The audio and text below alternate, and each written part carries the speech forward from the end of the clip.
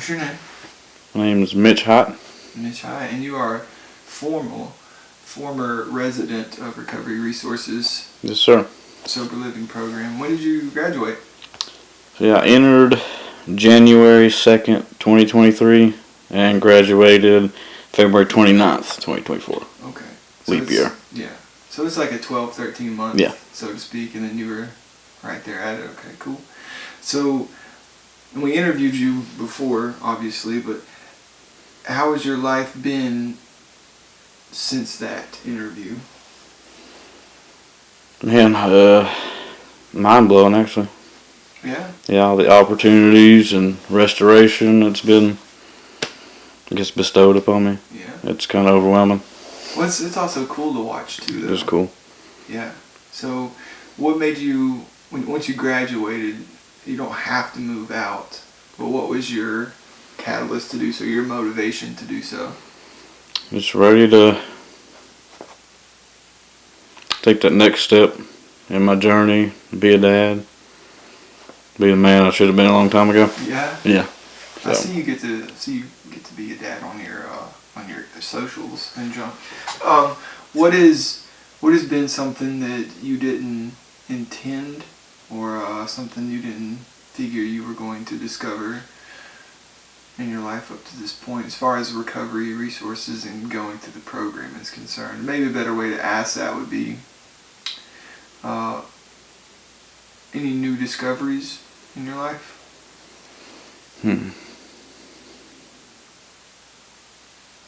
Well, I've discovered that I'm actually not a bad person. And I have a little bit to offer, and it's crazy how the things that people point out about you that you can't see for yourself. But that's the one thing recovery's gave me, is taking the blinders off, I guess you'd say. Yeah. So What's the most cool. recent thing somebody's pointed out about you that maybe shocked you a little bit? I got told twice today randomly that I'm a phenomenal person and have a great impact. To never forget that, and it's like, wow. That's pretty cool. That is cool. Twice in one day? Twice in one day. Twice in one day.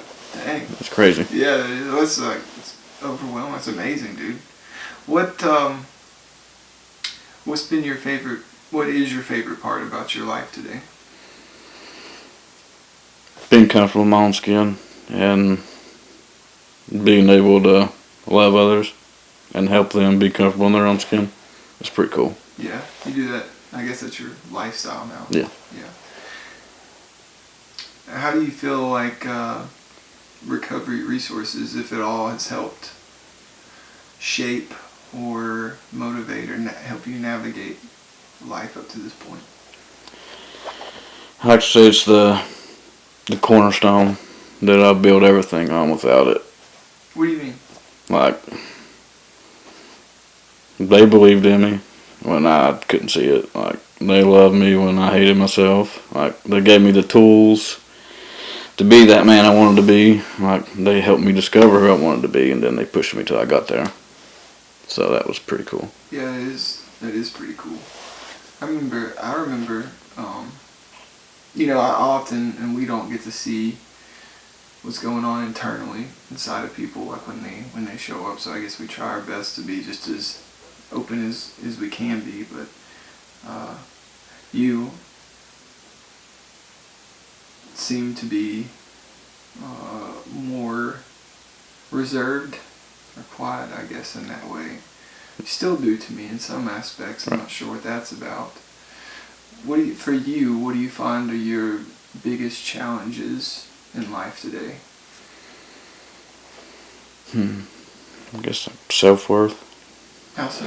Like all the opportunities that are given to me, it's like kind of hard for me to believe I deserve it, after all the damage and harm and all the destruction and the 15 years of addiction. And it's like, hearing you're a phenomenal person, like, most of the time I'm just like, yeah, right, in the back of my head. But man, it's just, what do you think would have to happen in order for you to accept those things as facts?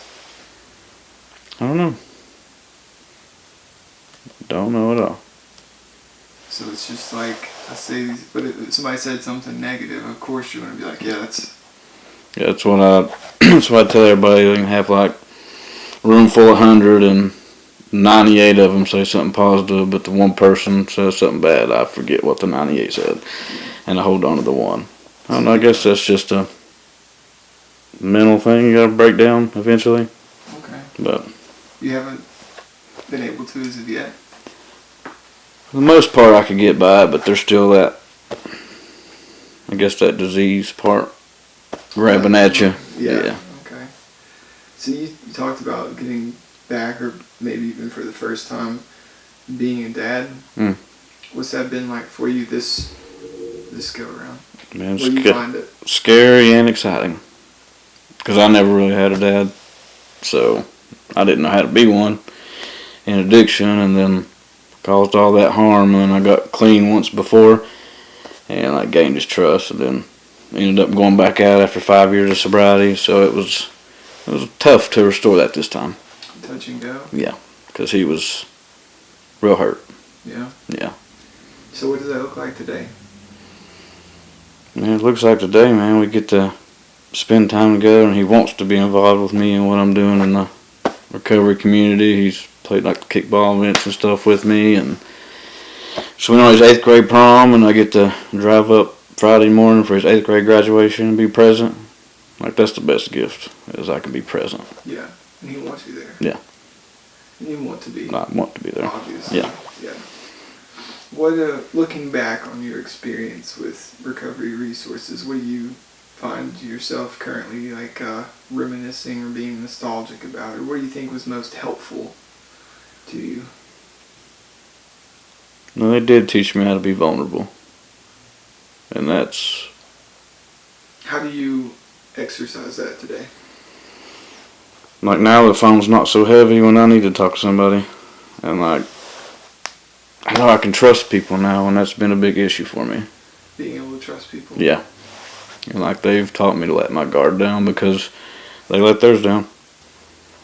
Just like do as I see others do? Yeah. How do you model that for other people? I just try to do the next right thing. And like, I can sit here and say all I want to say, but feet need to match my mouth. So that's what I try to pride myself on. Okay. Yes. So if I'm teaching people to be, they can trust people, obviously I have to be trustworthy. Yep. And that's been a learning process, and not been so good at it sometime these last 18 months, but learning how to be a friend and trustworthy, and it's cool. It's a process. It is indeed. What do you think you're most excited for right now?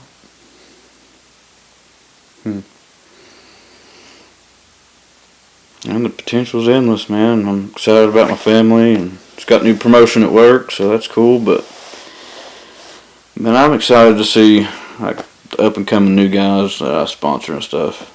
Just to see God work in their life, man, it's crazy. It's awesome. When you say sponsor, what do you mean? Like when I sponsor new guys coming in recovery. What is sponsoring for those that don't know? Well, I say that a sponsor is like somebody that's worked the 12-step program of AA, DAA, NA, and has a work of knowledge and actually has a spiritual experience and their life has changed. That's what I define as a sponsor, to serve as a guide through the steps in this new way of life for somebody else. Wow. Yeah. Okay, cool. Thank you for that. So you like watching the light turn on? I do. In there. That's why I like going back into the treatment centers and speaking to them. Like, you can watch it come in. Like after a week, 2 weeks, it's cool. Yeah. Do you have like a favorite memory or something that's very recent, like an example of the lights coming on that you like to share?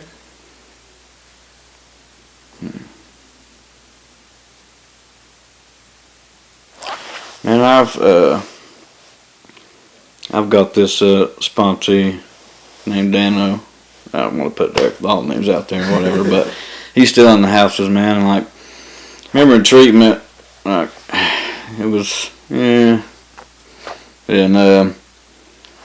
like he'd come to the house, and then I got moved in the same house with him, and he's my roommate. But I could see all the potential, man, and he just would not do it. And like, it used to make me so mad because I believed in him so much. But I guess it's one of those, if you spot it, you got it. Like, I've been lazy with it when people tell me I've got it in me, and like, I used to try and it'd make me so mad. But then he moved to a different house, man, and asked me to sponsor him. And getting to work with him and watching that light cut on, man, and him using it. And the coolest thing was I got to give him his 2-year medallion on the same night that his mom picked up her 1-year medallion. Man, that was cool. That is crazy. That was real cool. Yeah. So you get to bear witness. I get to bear witness to it, man. That's the coolest thing. Yeah, that is cool. That's cool. So, what do you think? Most of the up and coming guys, if you could like wave a magic wand or cast a spell, whatever, what do you feel like would be something that you would like to add to people's lives that are just coming